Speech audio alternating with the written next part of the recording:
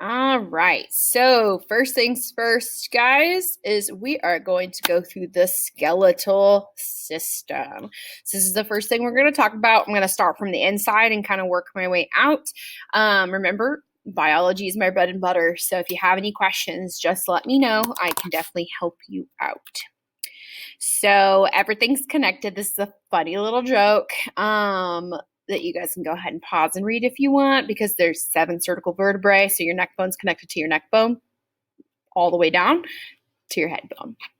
So the skeletal system is good for things like protecting your internal organs, storing and releasing fats. It produces your blood cells, stores and releases minerals that your body needs, facilitates movement, and it supports your body, obviously. So, some facts about your skeletal system. Humans are vertebrates, which means we have vertebral, all animals, including us, have a vertebral column, which is your backbone. They rely on this sturdy internal frame that is centered on a prominent spine, so that's your backbone. The human skeletal system consists of bones, cartilage, ligaments, and tendons, and accounts for about 20% of your body weight. The skeleton supports the body against the pull of gravity. And the skeleton also protects your soft body parts, so that things like your brain is a soft body part. The fused bones of your cranium, which is your skull, surrounds the brain to make it less vulnerable to injury. Same thing with your vertebra, which surround and protect your spinal cord, and bones of your rib cage help protect the heart and the lungs of the thorax. Those are pretty important, so they do help to protect those soft body parts. Your bones also work together with muscles, a simple mechanical lever system to produce body movement. So when you move your arms, when you move your legs, that's mechanical body movement. Bones contain more calcium than any other organ. That's why it's important to get your calcium in, especially when you're young. The intracellular matrix of bone contains large amounts of calcium salts, which is the most important, being calcium phosphate. And we'll kind of get into what that phosphate and calcium mean when we get into chemistry here in a couple of weeks. And then you have the hematopiosis, the formation of blood cells.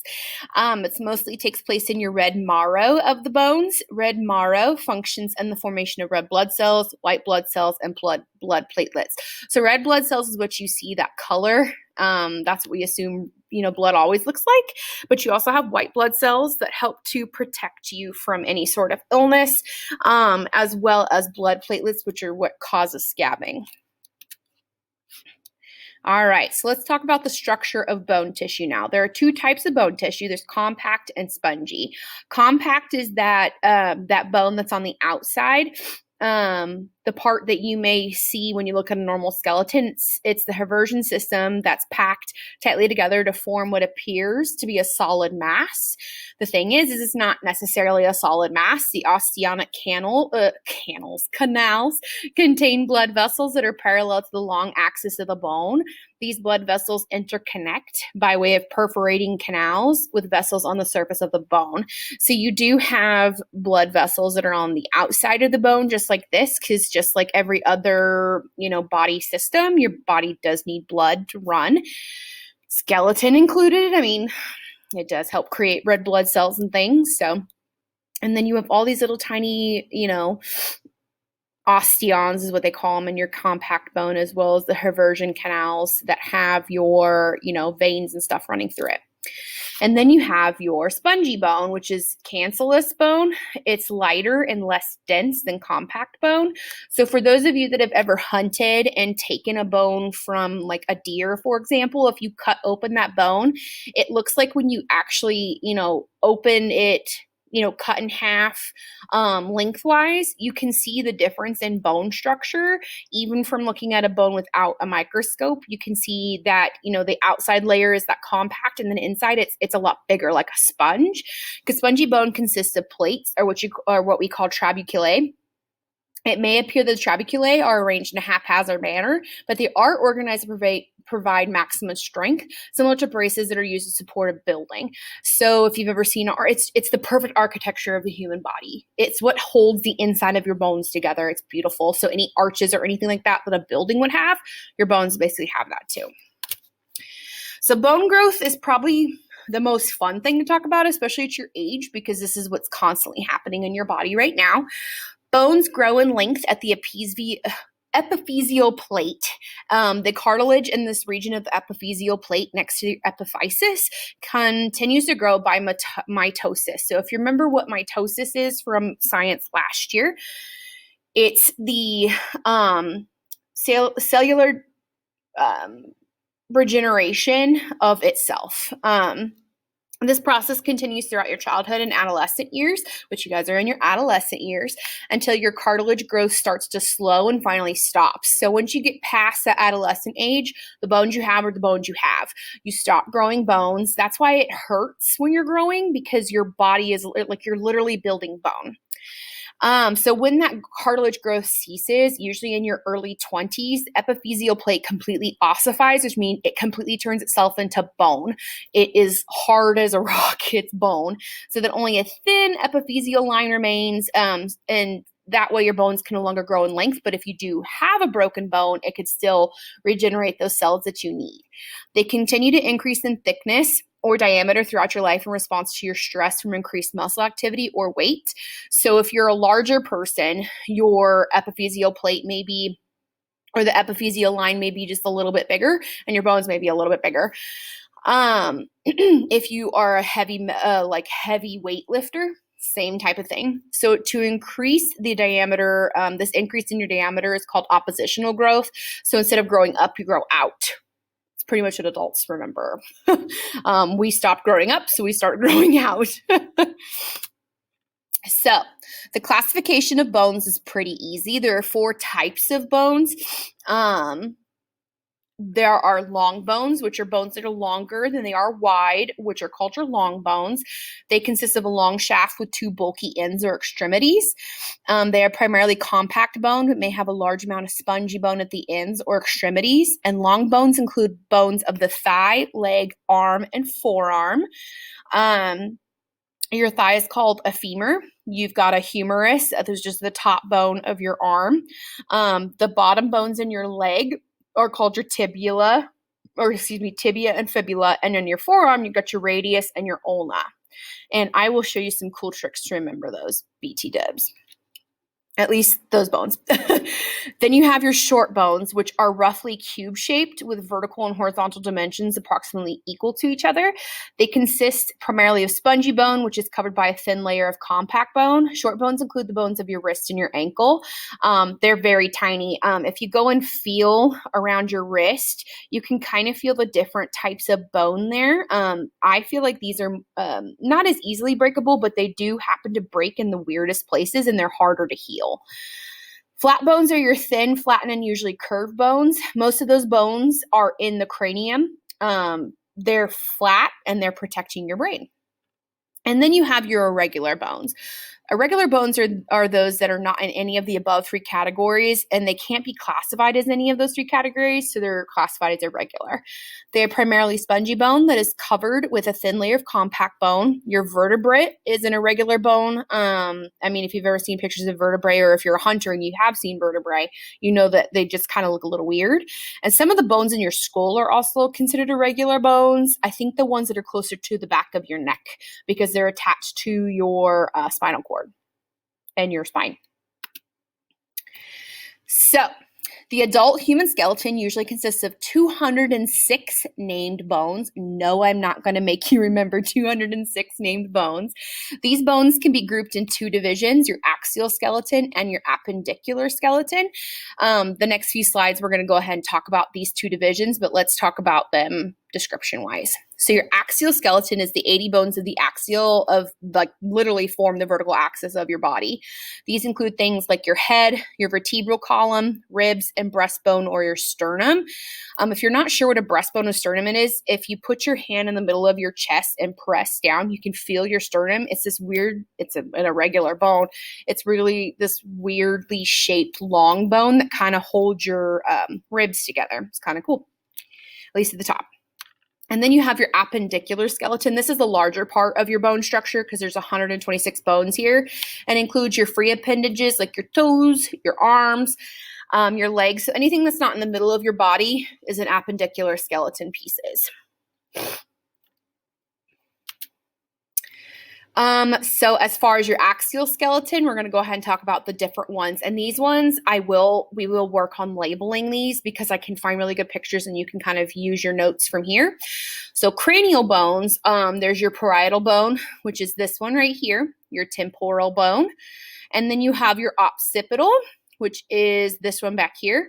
And then you have your ethmoid bone, which is behind your eye socket. And then you have your sphenoid bone, which is right here. And you can kind of feel these a little bit.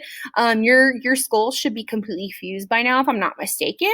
So you can feel your occipital bone in the back of your head. Your parietal bone is probably your largest bone in your skull.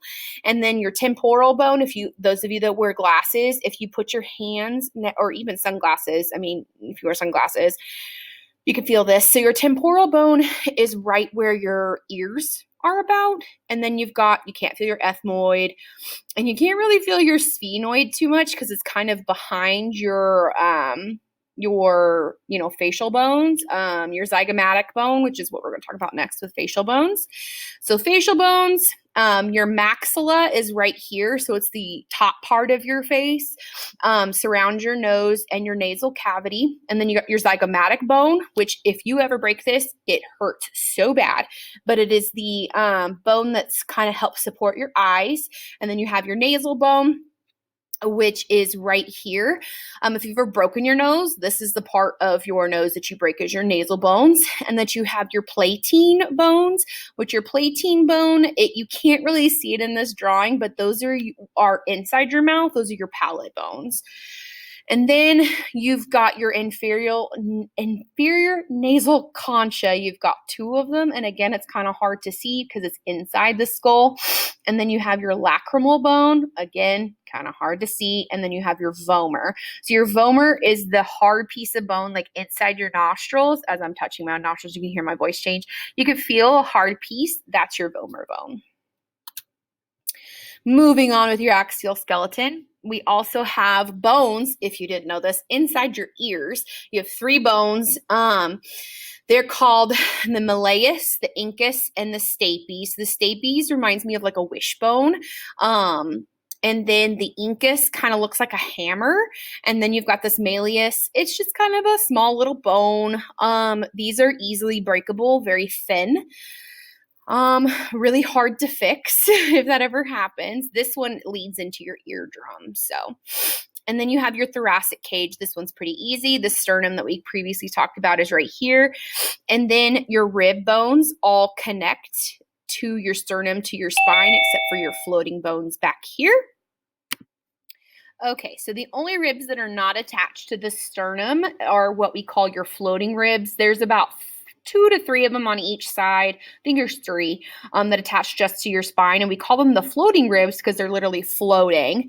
They don't attach to the sternum. Now let's talk about your vertebral column. So you have your cervical vertebrae, which is from your neck to your the bottom of your skull. You have your thoracic vertebrae. There's 12 of them that goes from your neck down to your the middle of your back. And then you have your lumbar vertebrae. That's from the middle of your back down to the top of your bottom. And then these two always get people laughing, or at least the last one, but this one is your sacrum. This is one of the weirder irregular shaped bones in your body. It's attached to your lumbar curve here, lumbar vertebrae. And then you have your coccyx, COCCYX. Yes, laugh all you want. We're middle school kids. I understand it. This is what used to be a tailbone. So that's when people say their tailbone, this is what they're talking about.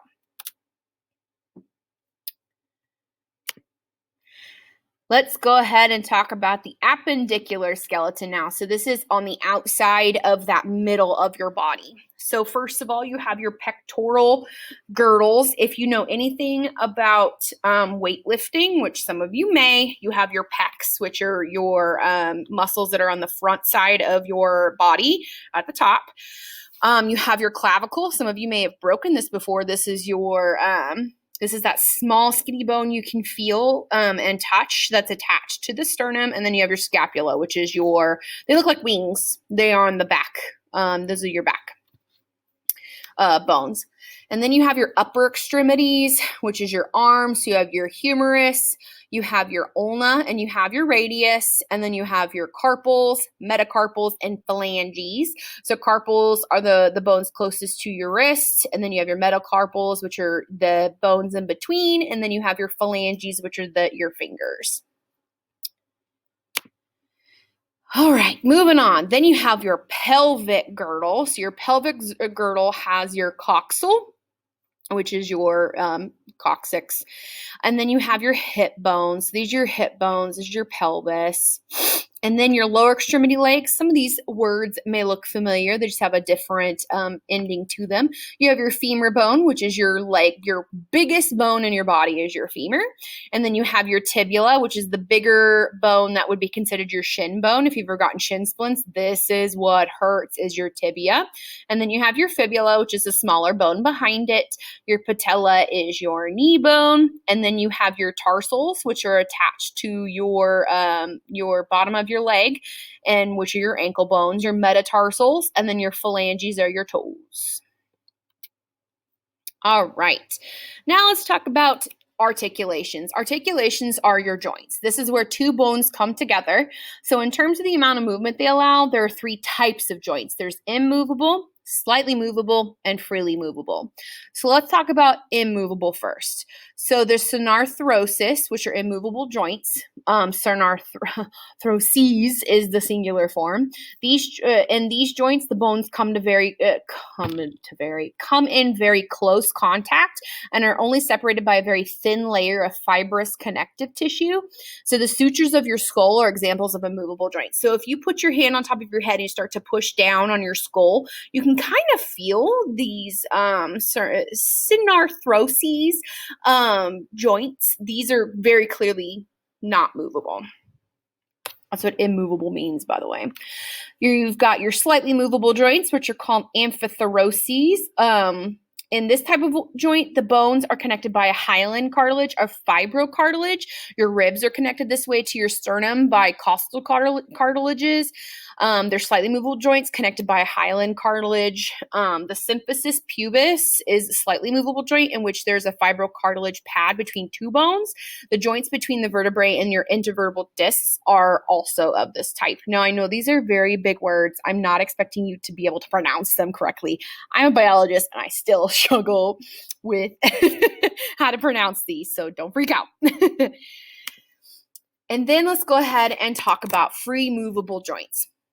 This one's fun to talk about because your knee joint is a big one for this. So most joints in the adult body are diarthrosis or freely movable joints. So the singular form is diarthrosis.